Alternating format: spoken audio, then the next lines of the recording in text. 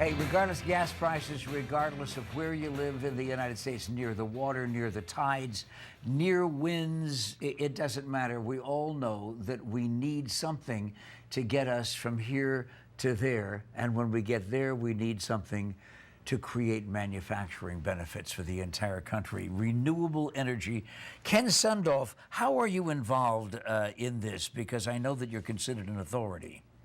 Pat, I'm a member of a law firm, Jennings Strouss and Salmon. I've represented electric utilities and other utilities for my entire career, over 35 years. And we have offices in Washington, D.C. We represent electric utilities. We're involved in the electric industry throughout the country. Well, let's talk about the electric car industry, because that really is of interest to me.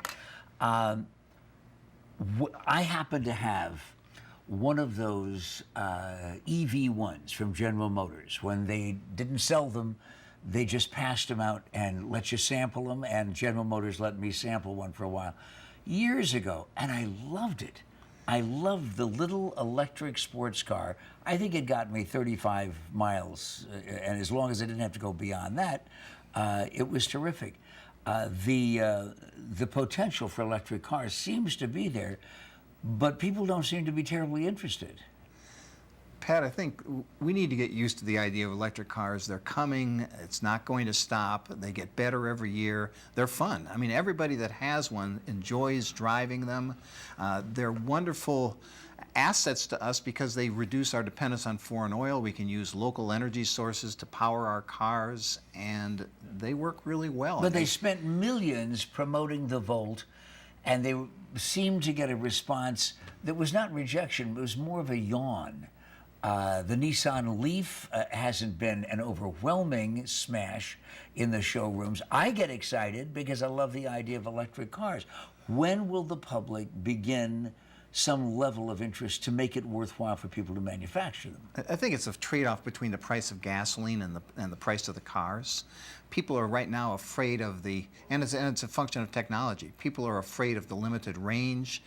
They're afraid of the price. Gasoline is expensive, but it's not over $5 yet, and so people are hesitant to pull the trigger on buying one. I think as time goes by, cars will get better, the ranges are definitely going to get longer, and the prices will eventually go down. People will really be interested in them. Well, for in-town driving, it just seems to be logical. Before we get off the subject of the electric car, because we have so much to talk about, what do you know about the Tesla? Well, I'd love to have a Tesla. I would take one in a moment. I would take one in a moment. They're a little expensive, but they are really cool concept. Yeah. I mean, they go 0 to 60 in 3.7 seconds. I mean, I've never been in a car that fast. That's a whiplash. Never. Right. And they have a range of 245 miles. So can it be done? Yeah, it can be done. Well, what are they doing? Is it a matter of building something that is so expensive that you can prove the performance, but it's going to cost you $110,000, $125,000? It's simply a function of battery price. They put a lot more batteries in. They put them with a low center of gravity. The car handles well, but batteries are expensive, and the more batteries you put in, the more power, and that's the cost issue. See, we're talking about a Lamborghini that runs on a battery here, folks, and in fact, the guy I think that created it also was the big money behind the successful privately financed rocket shot that took place last month. Solar and wind power, where are we with that? We are really moving forward with solar and wind power. Everybody would love to see us generate our electricity from solar and wind, but the problem is cost. And there is a tremendous cost to moving to these resources, and there's a lot of debate nationally whether or not how fast we do it, how we do it, where we spend our money, who pays for it. Bottom line, you and I pay for it either through our electric prices or through taxes. And so how far do we push this? Yeah, it's a great idea, but it's expensive.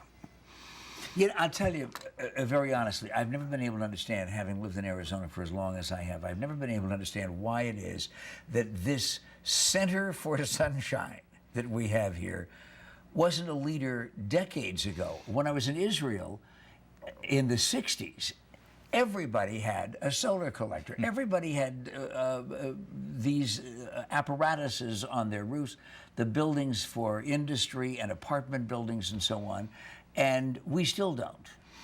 Well, solar Arizona's blessed with solar. We've got a lot of land, we've got a lot of sunshine. It's a natural, but it's still a question of cost. It's still very expensive to build solar. Prices are coming down, but it's much more expensive than our embedded electricity that we have now, our coal and our nuclear fleet. And so it's a question of economics. How much money do you throw at it? Yeah, it's absolutely natural for us to have it, and we should, but it's expensive. Is that going to change? It's changing as time goes by. But how much time do I have? I mean, I've only got a couple of 100 years left here. You can put one on your roof today, and there's incentives available, make it pretty economical for you to put one on your roof today. There are. Within 10 years, is it going to be within the budget of most middle-class families? I don't think in 10 years, I do not think an unsubsidized solar panel on your roof is going to compete with electricity. But Okay. bigger solar installations out in the desert, wind, and those are starting to get close. Now, the big controversy seems to be not whether I'm going to get a Tesla or whether I'm going to have a wind generator on my roof. It's the coal. It's just simply the use of coal, where the coal is going to come from, and how clean it can be. That is absolutely the debate. We've got a huge fleet of coal plants in the United States that basically have already been paid for by you and me through our electric bills. And they're sitting there, they work, they're great. They provide a stable and baseload source of electricity. So the question is, what do you do with these? Do you shut them down and build solar and wind? Very, very expensive. But on the other side, coal is one of the more polluting types of energy production, and so there are a lot of people that would like to either shut down coal plants or retrofit them to be cleaner. So there's a lot of debate on that, and it comes down again to economics. And of course, when our nuclear power plant went up, there was a lot of debate about that and if our children would glow in the dark and all of those things. And it's been operating for a long time. Where do people get information, the latest scoop on alternative energy? Well, there's a lot of sources out there about alternative energy. It's a huge subject. You go onto the internet and get a lot of stuff. Go onto our own website, energylawtimes.com, and you can find a lot about what we're doing.